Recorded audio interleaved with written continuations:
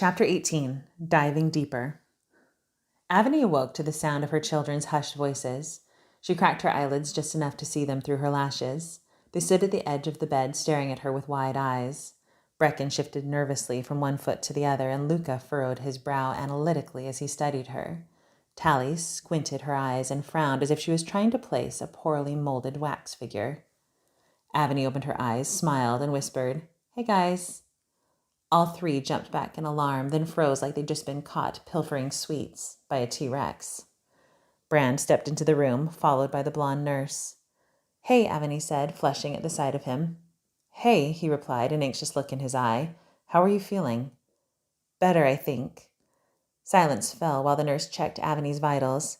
"I think we can take this out and get you ready to go home," she said cheerily. "You'll need to take it easy for a few days and follow up with your regular doc to check those stitches. And we have a couple prescriptions to keep it from getting infected. You need to follow the directions on those exactly and call your doctor immediately if you start seeing signs of infection." Aveny nodded, despite the 1,000 questions spinning in her mind.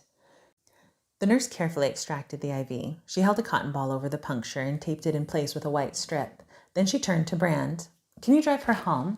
You can come back to get her car tomorrow or whenever she's feeling better.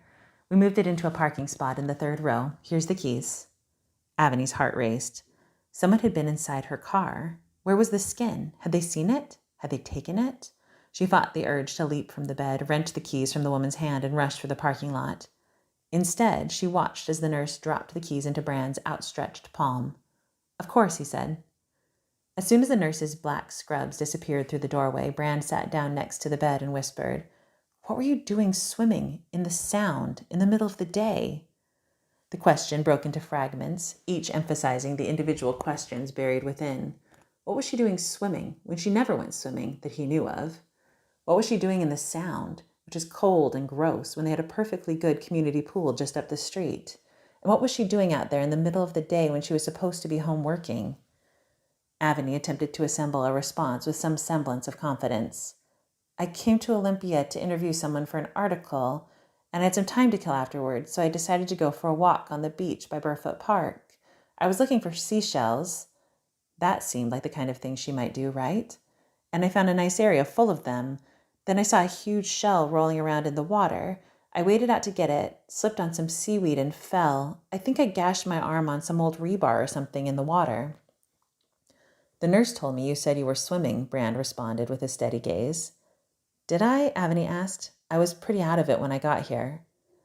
"Yeah," he relented, adding, "She also said you lost a ton of blood, like it took you a while to get here, and you didn't even try to bandage it or anything." Aveny shrugged. "It's all kind of a blur. I remember seeing the blood and getting dizzy. Then I remember waking up on the shore, and then I guess I drove here, which is scary because I don't remember that part at all." Brand searched her eyes. She tried to keep her gaze honest and clear, even with the guilt roiling behind it. She longed to share the whole truth with him, but she'd sound like a lunatic. He'd be forced to have her committed. "Why didn't you find someone and get help?" he pressed. "There are usually people around there." "Not where I go," Aveny thought ruefully. "I don't know," she said aloud, furrowing her brow and trying to look confused. "I don't remember seeing anybody, and I don't think I was thinking clearly.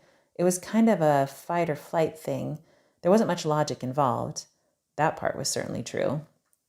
Brand gave a curt nod and didn't question her again, but Aveny thought she detected a hint of mistrust in his eyes. She quivered involuntarily in response. "What have I done?" They stopped at the car so Aveny could grab her phone. It sat on the passenger seat, just above the skin and her blood-stained T-shirt on the floor. She quickly pulled the shirt over the skin, concealing it from view before straightening with her phone in hand. She longed to take the skin with her, but she couldn't conceal it, nor explain its presence. Slamming the door felt like abandoning her own child. Her soul ached longingly as she turned and walked away. A shudder ran up her spine as she thought how close she'd come to abandoning her actual children, and how near she'd come to dying alone in a watery grave. Tears welled in her eyes at the thought. She wiped them hastily away with her uninjured hand. She'd thought it was worth it, worth the lying and the risk. She was wrong. Brand caught the gesture and pulled her in close. "Are you okay?" he asked. "Are the painkillers wearing off?" She nodded. "I'm okay. It was just really scary. I could have died." Her voice broke on the last word, and the tears came in earnest. Brand wrapped his strong arms around her and held her tight. She attempted to return the gesture, but flinched as her wound grazed his side. He moved to withdraw, but she only held him tighter with her good arm and let the tears flow. Luca stepped closer and wrapped his long, thin arms around her waist. Brecken and Tally followed. Soon they were tangled in a massive 5-person group hug and laughing at the corniness of it all. "All right, that's enough," barked Brand roughly. "Enough of this touchy-feely stuff." The kids giggled. "Thank goodness your tetanus shot was current," he added with a laugh. Aveny chuckled and wiped her eyes. She wondered if tetanus shots still work if one gets it as a human, but is wounded as a seal, and then switches back to being human again. Yeah, she thought, I'm probably nuts.